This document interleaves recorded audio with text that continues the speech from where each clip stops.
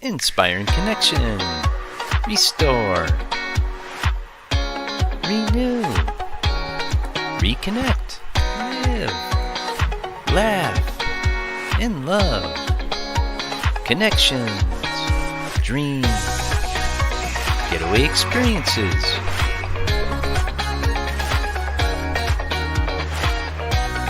Brave Heart Workshops. Unique Getaways live with Jill Reynolds.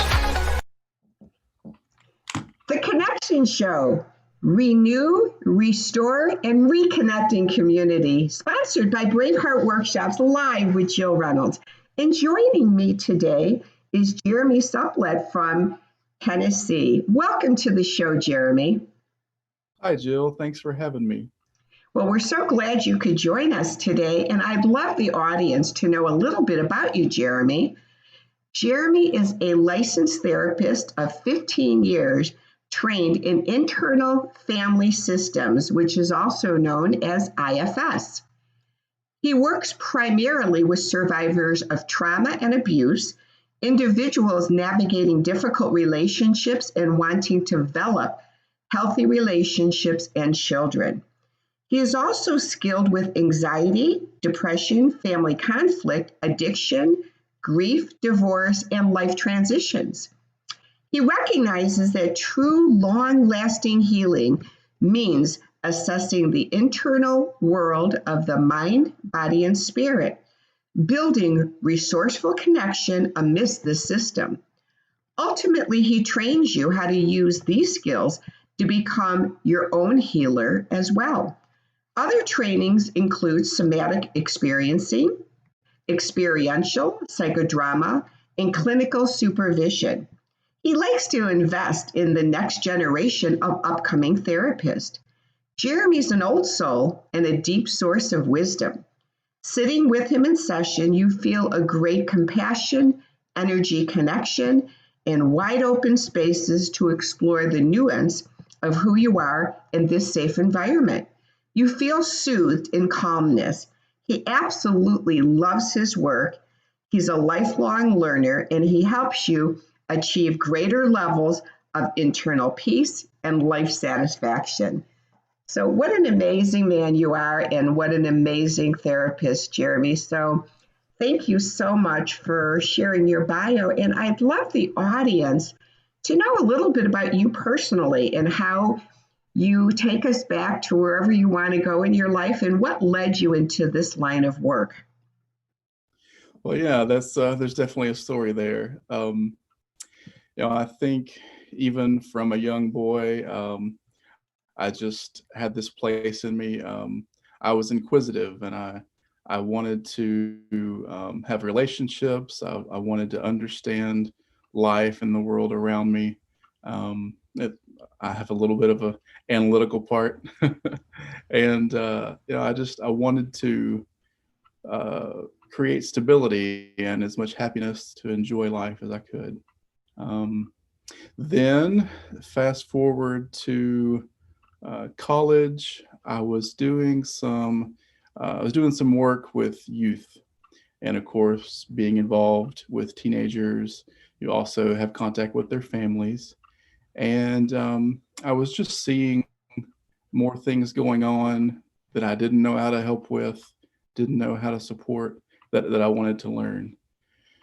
And about the same time, I had a couple of mentors at that point, as I was wrapping up my undergrad degree, who started talking to me about therapy and family therapy. And it just really connected with who I was, and the things that I wanted to learn about life and be involved with in life. And,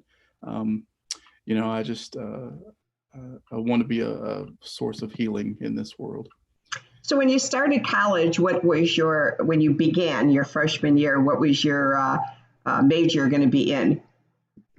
Computer systems, I always like to hear that because my son, when he went off to college, he thought he would be an economics major.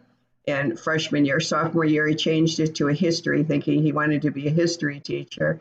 Then third year, he switched it to liberal arts and marketing. And long and short, he ended up becoming a financial advisor. So he almost went back to economics, even though he hated it.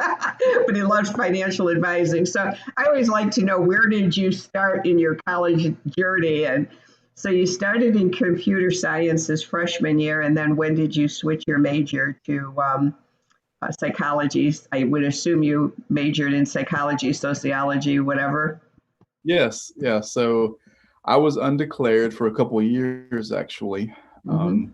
but still taking those classes I was interested in, and that's when I landed on psychology.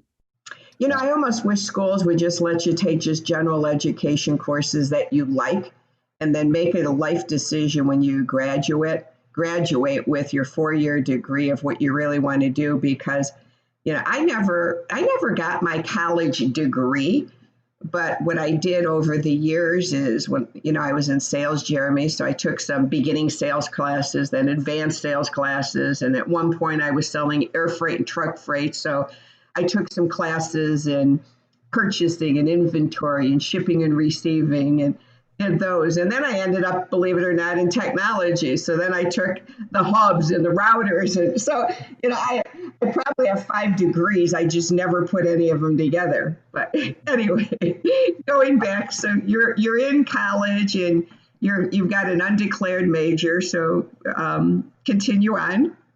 Okay. Well, yeah, I learned so much from undergrad, and then I went into grad school and just had some great professors that taught me so many things. But still, even when I graduated from grad school, I was 25. You're so young, you don't know yourself that well, you don't Mm. understand a lot of things. So I'm really thankful for continuing education and colleagues and trainings, and because I've learned 10 times as much since then. So yeah, when I got out of grad school, I joined a company who did a lot of in-home therapy. So we worked with foster kids Mm. and both their foster families and their families of origin if they were trying to get back. And then we would work with, they call it family preservation, youth and families who are involved in the juvenile justice system. So Mhm.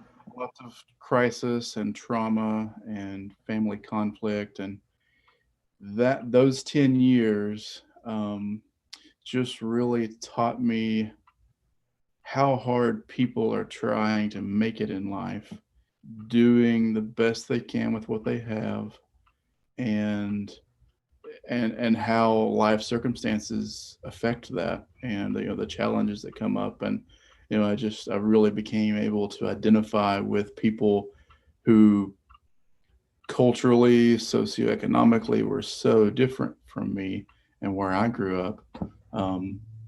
We tend to not understand people who are from different origins than us. Well, and the system sometimes presents such burnout in that type of therapy environment that the therapists and the professionals, the social workers, become less and less compassionate, because the system is so draining on you. I myself, believe it or not, was part of that system. I was a single, never married mom, Jeremy, for 17 years.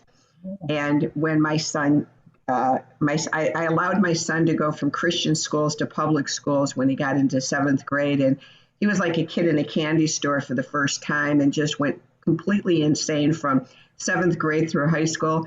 And was just acting out, doing the atypical, like acting out teenager. And I'd say when he was about 17-ish, he had my car, and me and my husband, we weren't married at the time. We were at a conference for the day. And I got, back in those days, you have your beepers. I got paged, and he waited about 8 hours before he paged me when he was in jail. And he calls me and says, "Mom, could you please come to jail?" And what him and his buddies had done is they played sand volleyball, and on their way home, his one friend saw a garage door open with a refrigerator and said, "They might have beer in it. Stop your car so we can get some." And so my son stops the car, and his friend runs out to the garage, and the homeowner chases down the car and gets my license plate. So he gets arrested. And so, I learned the hard way as a mom to be gracious when I picked him up. I gave him a big hug because he had been sitting in jail for 8 hours, and he started to cry. And I said, it's going to cost you a lot of your money that you've saved because you're going to pay for your own attorney. So I did tough love parenting. But the end of the story is he had the best social worker for a probation officer because he was on probation for a year. And she was just lovely. And I remember her coming over and just saying, you guys are doing such a good job. He's such a good kid. He just ended up doing a stupid thing. So she put his name in Chicago for a non-for-profit called Project Lifeline. And it was an inner city scholarship fund for inner city kids to go to college with scholarships.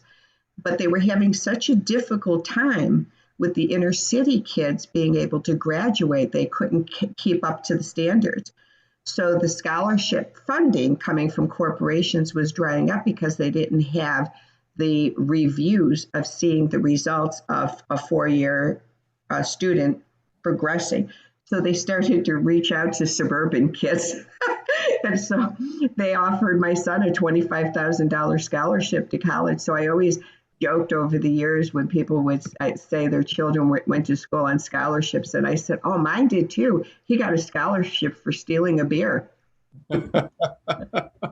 It's amazing how life works out. Yeah. Yeah. I said, I'm so glad you got in trouble. But anyway, I thought I'd tell you that as a cute story because it really is a difficult profession working in that home environment. You don't know what you're going to expect. And it's a very difficult job. Yeah. And I've that's been a benefit for me being in this field. I learned so much about my own family I didn't realize was going on. And so I have been able to grow and become a healthier person myself. And it's made me a better father and a better partner and just a better person all around on this planet. And I had a grad school professor who always said, if you want to be a good therapist, you have to first be a good client. And that makes so much sense now. You just mm-hmm. Yeah, I would never see a therapist who wasn't in their own therapy. I want someone who's doing their own work. Yes. So take us then. So you were doing this family therapy in home, and then which direction did you go next? Yes. So did that for about 10 years. And like you say, I was burning out, and I wanted to not be driving so much to clients. I wanted to be in an office. And, so I changed careers changed areas of the career of the field, and joined a nonprofit here in Nashville. I've been there 5 years now. Mm-hmm. And about 2 years ago, I started a little private practice on the side. I've got that 2 days a week. And but back to that consistent or alongside that change in career, I also found, doing my own work in therapy, I found internal family systems. And I was sitting there working with my therapist, and things were clicking so well. So, I mean, it was just mind blowing. And I was like, this is the way therapy should be. I've got to learn this. And lo and behold, I briefly studied it in grad school. I just didn't remember. So I found that connection, and I jumped into, I continued and did 3.5 years of my own therapy in IFS and got trained. And are you certified in internal family systems, Jeremy? I'm working on that part. Okay. I've been practicing IFS for 3 years now. So did you go through level 1 training? Yes. Yeah. Mm-hmm. Okay. Yeah. Level 1 training is what gives you the qualification to practice the model, there are some extra steps of supervision you can go through to get certified. Okay. And that's what I'm now. Yeah. Okay. And so are you wanting to go on with like level 2 or level 3 eventually? Absolutely. Yeah. Yeah. As soon as Yeah. So take us then to internal family systems for the audience, so that those who have never heard of it and are not familiar with it, if you could explain a little bit to the audience what type of, and it's a modality of therapy. So there's all variances of ways to do therapy, from cognitive to Freudian to all different types of therapy. So this modality of therapy called internal family systems, if you can take the audience to knowing what it is and why you felt it was so much more impactful. So to begin with answering that question, there are two main aspects of IFS to me, that really make it stand out from other therapies. One is accessing self energy, our true core, our true self, that inner essence that we have that cannot be injured. It's resilient and has healing power for ourselves and for other people around us in the world. The other part, the other aspect of IFS is that it takes you to the internal world. If you think about it, we go to therapy because things are happening outside in our life, but it all begins inside. It starts in there. So IFS takes you in, that you gain so much more effectiveness and control and resourcefulness to make a difference in the outside world because you've gone inside. So IFS, the way IFS puts language to the internal world is to call everything a part of us. If it's not self energy, it's a part. Let's see. And for me, Jeremy, so for the audience who is hearing that it's a part. So the one area that I personally, and you can expound on this or say that you don't feel that same thing, but the way I look at a part of us, so people can grasp it a little bit, I go to that embryo that's forming inside the mother's womb, that new birth forming in a mother's womb. And I go to the mom who's really excited she's pregnant and having the baby. And then maybe that mother on the other, I'm doing two paradigms, the other mother who had a crisis pregnancy and they weren't expecting it. So two paradigms. So in that womb, as that baby goes, preconceived emotion part comes in, and that baby is in that womb. And I just saw a really cool picture of an MRI of a brain of the mother and a baby. And it shows that in that womb, that baby might have a part that comes into them of love and connection and warmth and kindness. On the other perspective, the mother who's not wanting that child, a part may come in not wanted, despised, unloved. Yeah. And then it comes through the birth canal if it's born vaginally. And as the pediatrician or the OBGYN pulls the baby through the birth canal rapidly, the baby might be getting scared. Like, what's going on? I've been inside this placenta warm and gentle, and now someone's ripping me out or pulling me at my head. And what's going on here? And then comes out and gets spanked. And it's like, wow, that hurt. I don't like that. I'm angry. And it cries. And then they cut the umbilical cord, and now the baby's cut off from the mother and it's abandoned. So I see this image of this baby going through about 6, 7, 8 parts before life is really forming for that child. Yeah. There's so many metaphors. That's a good one. we hear ourselves in conversation. If you watch, you'll say, part of me wants to do that, a part of me wants to do this, a part of me thinks this, but a part of me thinks that. It just it's when you call it parts, it's just a way of making sense of the webs of interaction inside us, teasing it apart, naming things, and seeing how it all works. If you've seen the movie Inside Out, Disney Pixar children's movie, but that there's so much for adults in it. In the making of that movie, they consulted with the IFS team.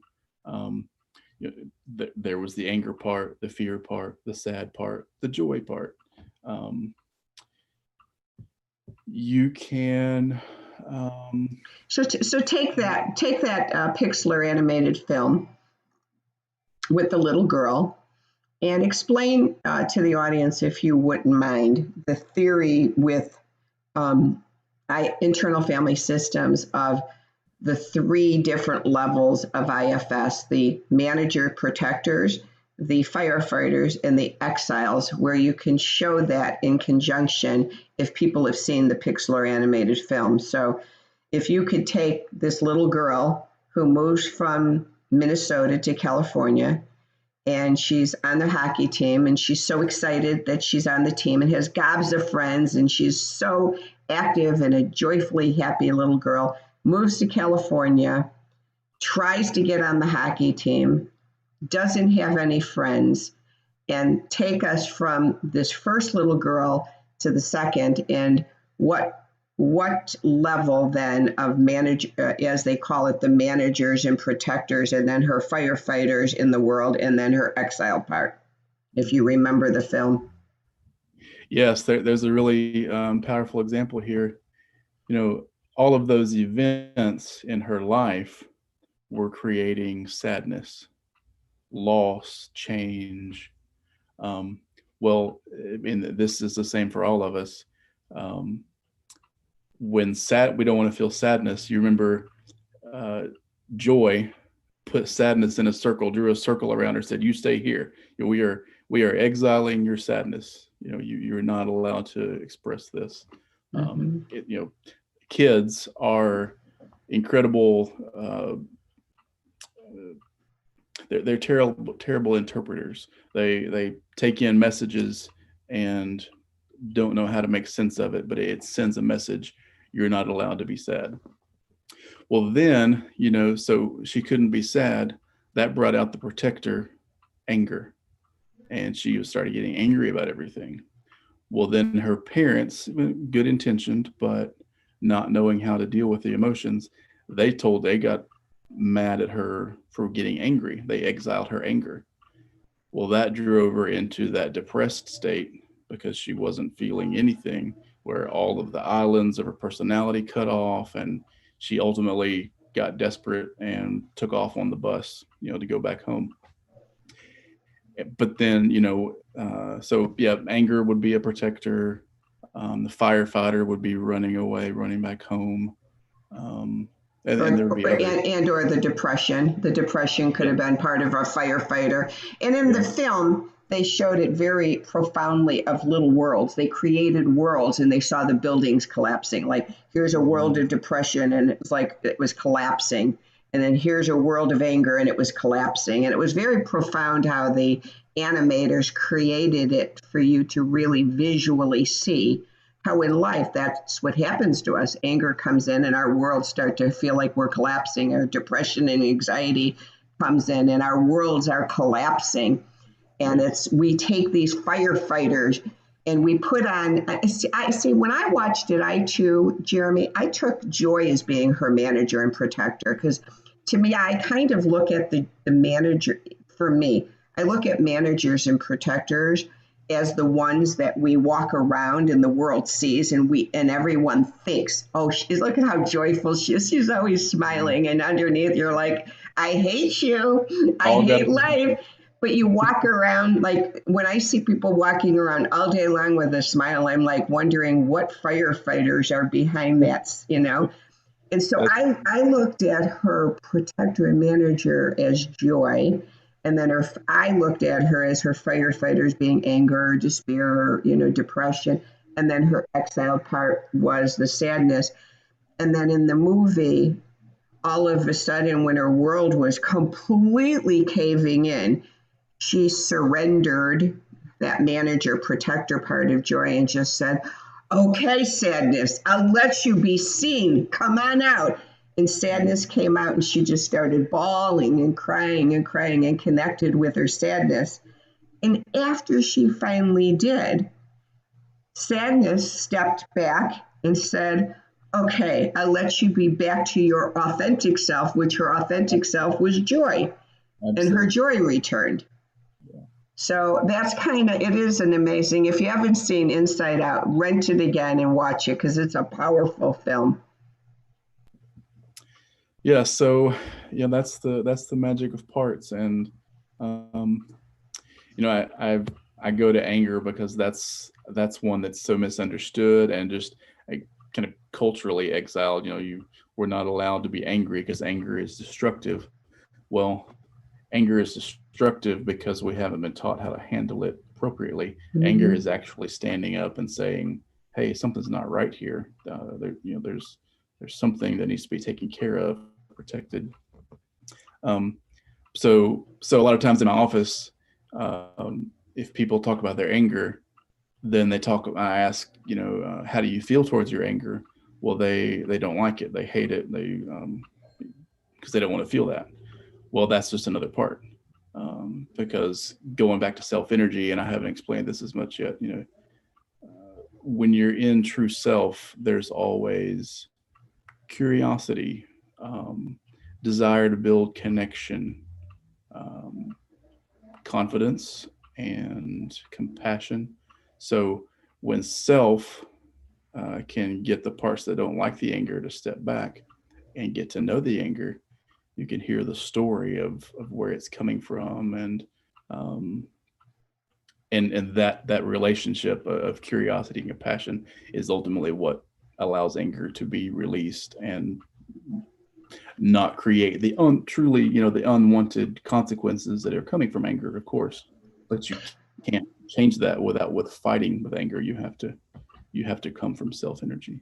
Well, and we live in such a world that teaches us that certain parts of ourselves are bad. We're taught anger is bad, shame is bad, sadness is bad. These are bad things. You got to get rid of it. Fear is bad. Get rid of it. Get rid of it.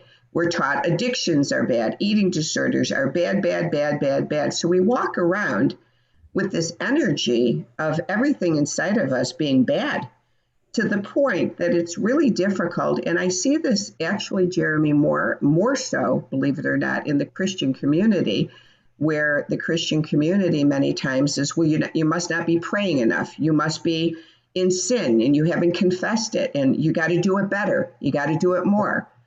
And I'm a Christian, and I was left with so much despair, because no matter how much I prayed or did Bible studies or did this, no matter what, I still felt like lousy inside. And I did like 30 years of therapy, and I still felt like crap.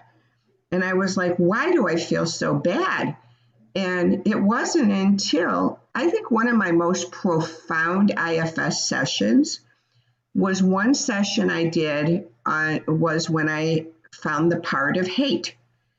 And at first, when you do this, I like to close my eyes and just ask the part if it will give me permission to learn more about it. And I ask kindly if it would come forward and tell me more.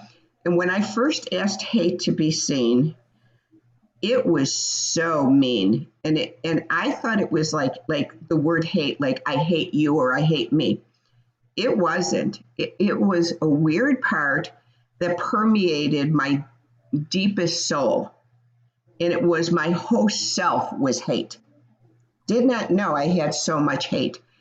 And it was not like, again, it wasn't like this thing of self-hate. It was like hate was me. It was just, I was hate, the word hate.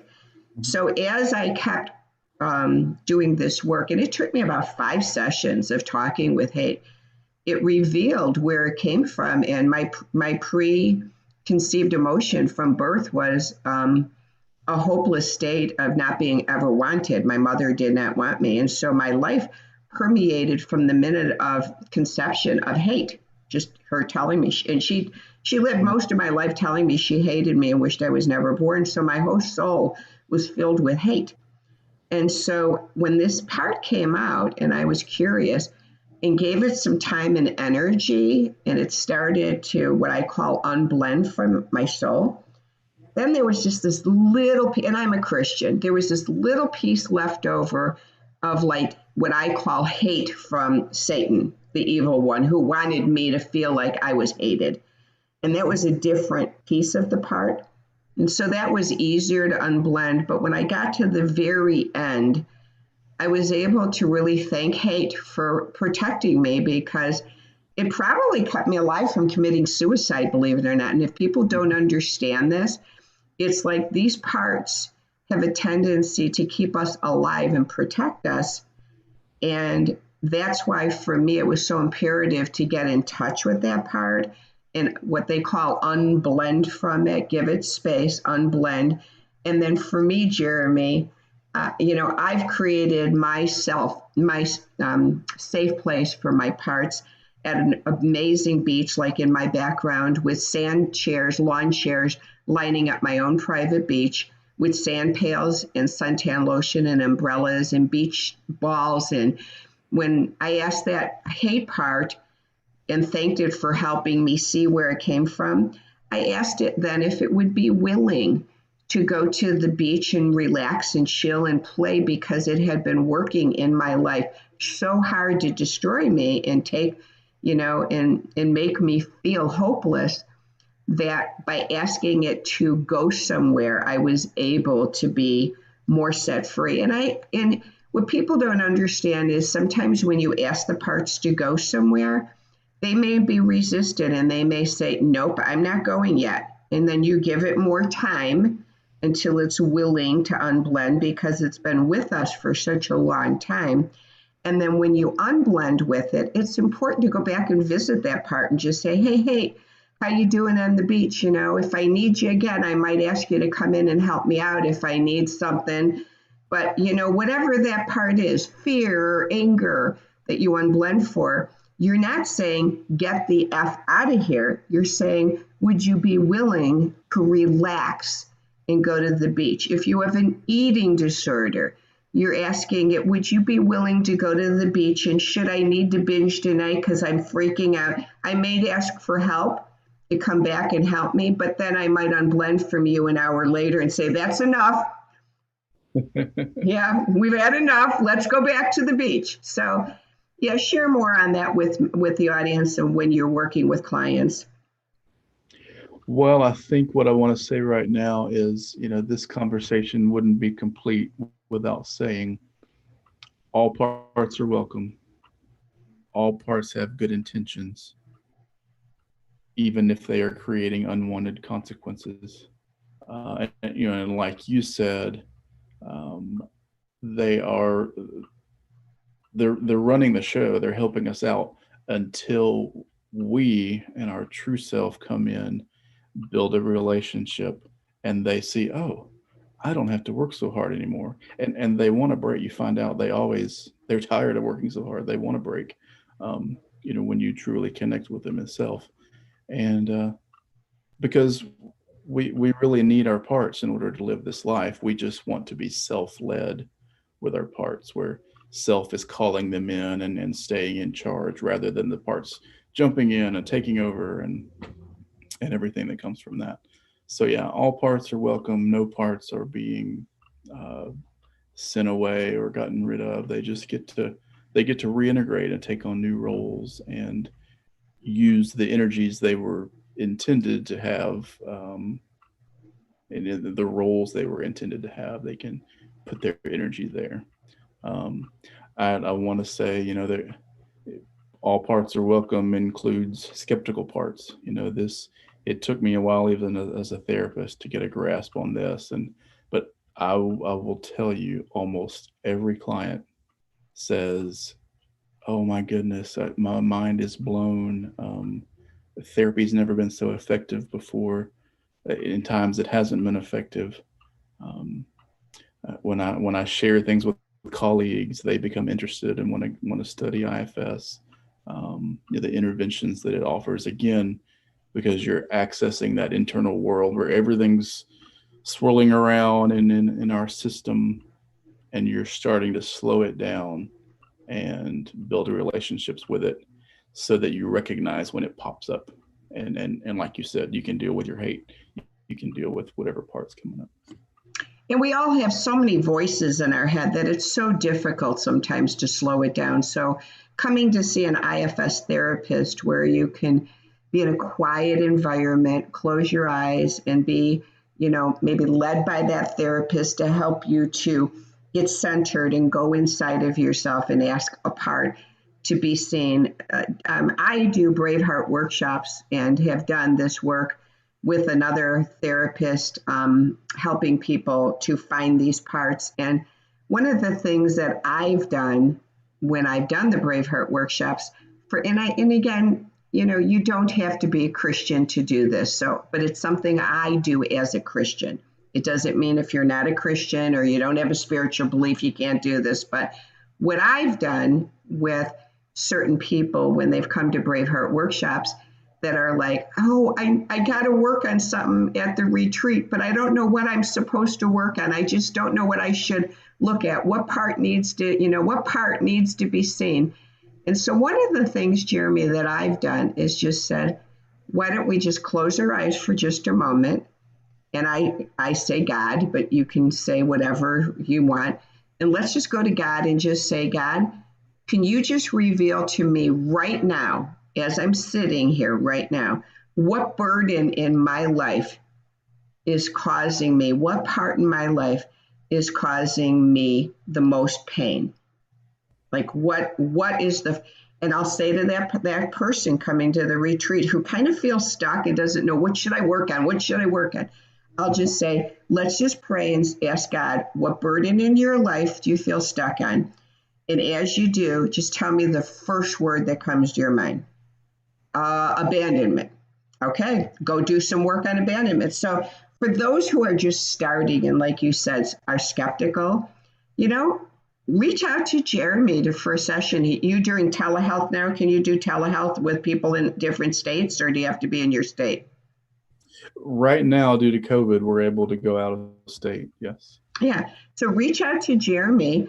And, you can start off with as simple as just close your eyes and just say, what is the first word that comes to my mind where I feel stuck?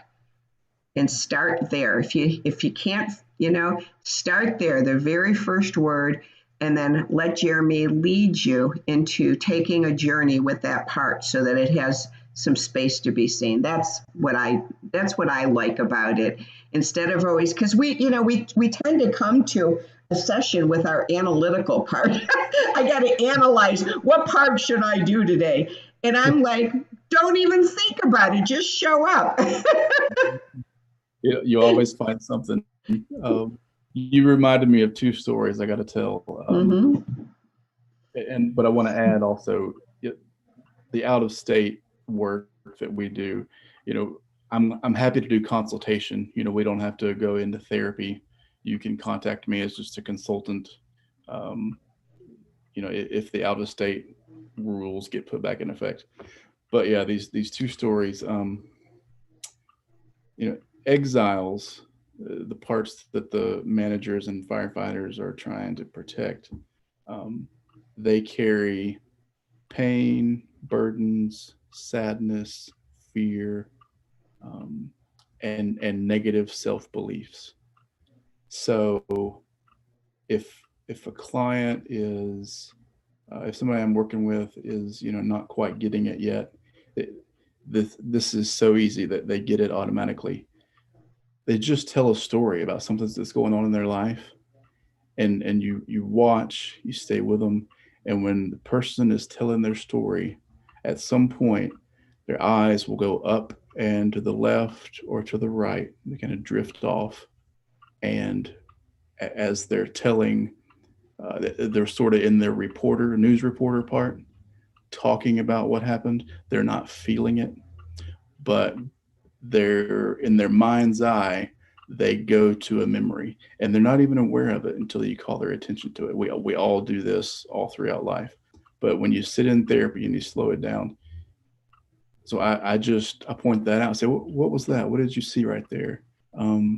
Was there a memory attached to an image or something? And all the times, yes, they're seeing in their mind's eye their younger self. That's a part, an 8-year-old part or a 14-year-old part, it's an exile. And that's how, we all have those memories. That's where the burden came in. Something emotional happened and created that memory. That's why it sinks in that way. So that's and right there we take off working with that part of you, and it clicks. Well, and I think what is so beautiful about IFS is that you get to a place that you're connecting the dots to that story, and connecting those dots to the story is so imperative. And I remember being in treatment and sitting down one weekend and taking a big, huge piece of paper and writing the dates of my life. And when I got to my 7-year-old age, I had about 8 traumas that were really bad at 7. And underneath me writing down those traumas at 7 years old, I wrote the word out, and this is the year I died. Very profound. Yeah. So coming back and connecting those dots and coming to that death part, which is funny, I'm bringing this up because I haven't unburdened that death part. It would be a good session with you, Jeremy, because it really was. It was like this deep wound inside me that felt like I really had died at 7. Even though I was alive, I felt dead. But it's a profound how you can connect dots and connect the parts and have true healing, and how then it leads you, by doing this, it leads you to moments, because I use the word moments. It leads you to moments and possibly a day or two of being in authentic self. Because again, I wish I could say, and I can't yet, that it goes longer sometimes for me, weeks on ends, that I'm in authentic self, because parts love to come in and take over and manage my life. But, I've had those moments and those days and those hours. And I had one this morning. I woke up this morning with an amazing discovery of unburdening my unwanted self. And so I woke up and I've just been really feeling pretty much joyful today. And I barely ever wake up feeling joyful, but I did today. So it does work. So Jeremy, I'd like to ask you some personal questions yourself. So you did have an opportunity to go to the Braveheart workshop with me. And so take us a little bit on that journey of you showing up to do your own work, which I thought was so courageous. And if you feel like sharing a little bit about what unburdened you, and then what resulted after it unburdened you. Yes. Well, I was in a state of deep grief. I was going through divorce, and that just awoke so much pain and unresolved grief from my childhood. So it was really intense that year, and just the way things happen in life, good circumstance, Jill found me and connected and invited me to this workshop. And as I looked into it, Dr. Lara Wood, psychodrama, IFS, I was like, oh, this is going to be perfect. So, I went, and we had a 3-day workshop there. It was so powerful, connecting with other people who all are going through things and want to help each other heal. And when I did my work, you said this a minute ago, I didn't know what to say, what to do, where to start. I just knew I was feeling the grief, And as we staged that work in the psychodrama, it all happened. And then, yeah, you remember the crying I did, the unburdening, just got so much grief out. And You must have you know, cried for about an hour and a half. You just cried and cried and cried, and just so much pain came out of your body. yes, and yeah, immediate feeling uplifted, feeling unburdened. And then, it does, when you're going through grief and depression, it takes a while to fully, come back to your energized self. But Well, and one of the things, Jeremy, that I love to do with my participants after they've gone to an event like that is I like to wait for about 6 months and then call them. So I remember that call to you like it happened yesterday. So I called you 6 months later and said, Jeremy, so you left the retreat, you did a lot of work. When you got home, did anything change in your life? Did it stay the same? Did you get worse? What happened? And you responded with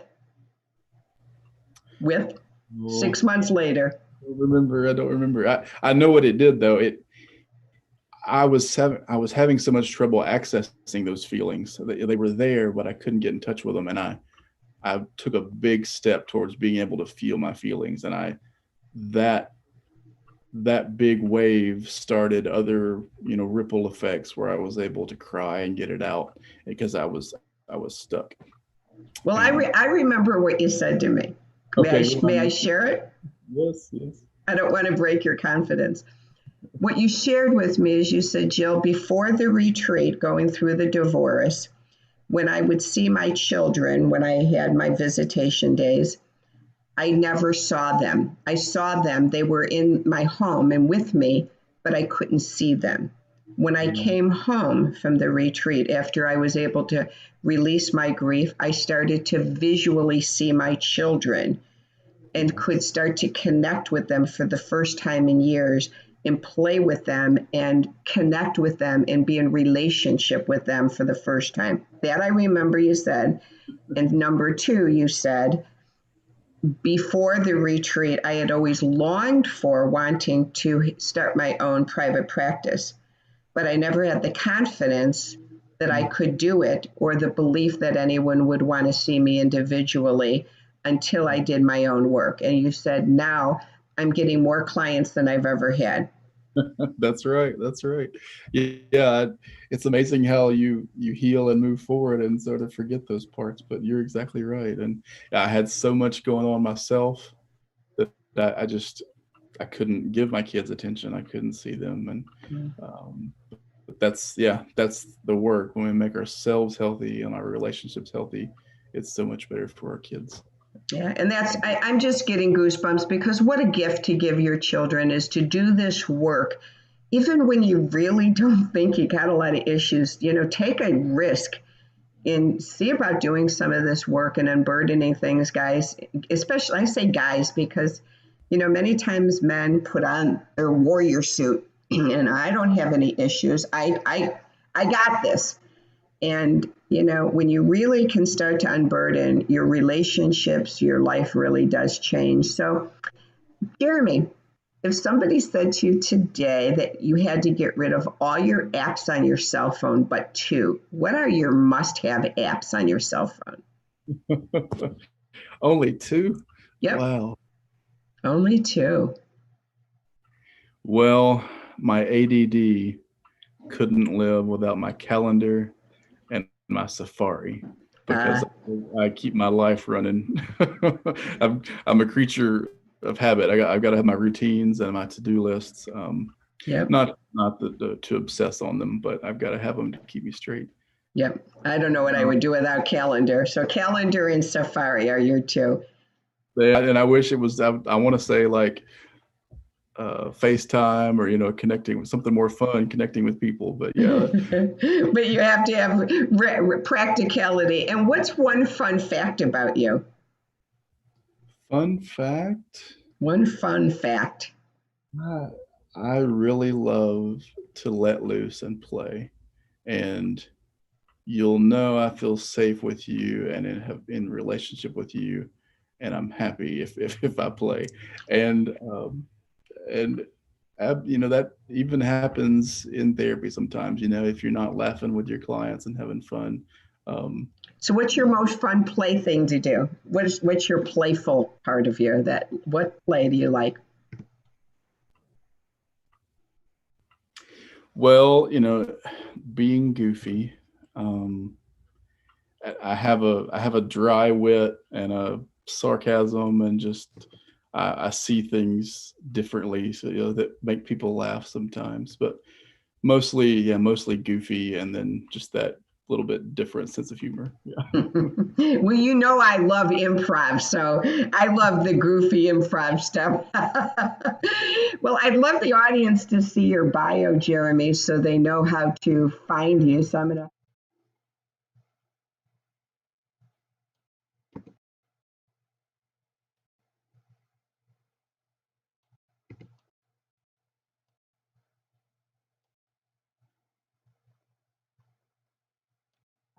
For the audience, it's just been such a pleasure for you to join us. And for listeners out there, if you're a leader and you'd love to be able to share your story like Jeremy did, please go to braveheartworkshops with an S.com and fill out the contact form to reach out to me so that we can schedule a time for you to be interviewed on the Connection Show.